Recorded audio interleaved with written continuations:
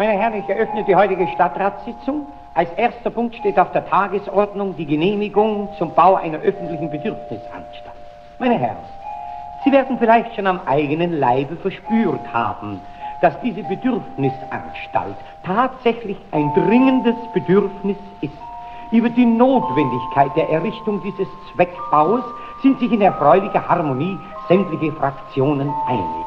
Nur über den Punkt, wo der Bau errichtet werden soll, gehen die Meinungen noch auseinander. Ich erteile in dieser Angelegenheit das Wort dem Herrn Stadtrat und Metzgermeister Wagner.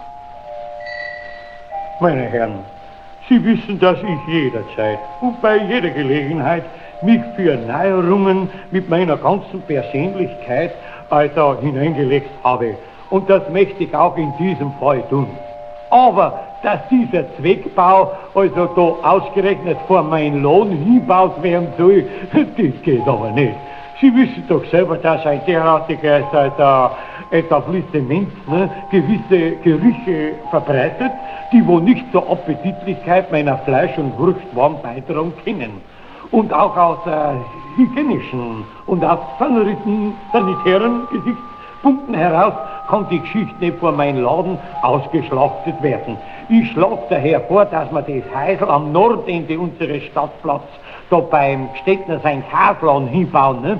Da stinkt, ne? Also da gehen da die Nummern hin, ne? Ich habe gesprochen. Herr Stadtrat Stöttner hat das Wort. Hohes Gemeindekollegium. Ich weiß, dass ein Kaufladen nicht nach Rosen duftet, aber ich möchte doch dahingestellt sein lassen, was mehr stinkt, mein Käse oder die Würste des Herrn Vorredners. Ich protestiere ganz energisch gegen diesen Vorschlag und finde ihn, da er von einem Mitglied der Rechtspartei stammt, als sehr unsozial. Pfui! Herr Stadtrat Stesser hat das Wort. Meine Herren, heil!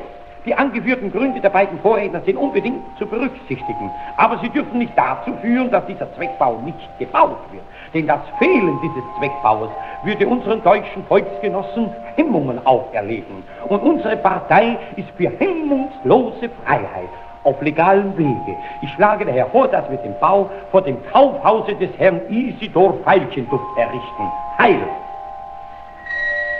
Meine Herren, es ist sehr bedauerlich, und ist wirklich traurig, dass sogar die Errichtung einer Bedürfnisanstalt für parteipolitische Seitenhiebe ausgeschlachtet wird. Unter diesen Umständen bin ich gezwungen, den ganzen Antrag zurückzuziehen. Die Folgen, meine Herren, haben Sie selbst zu tragen.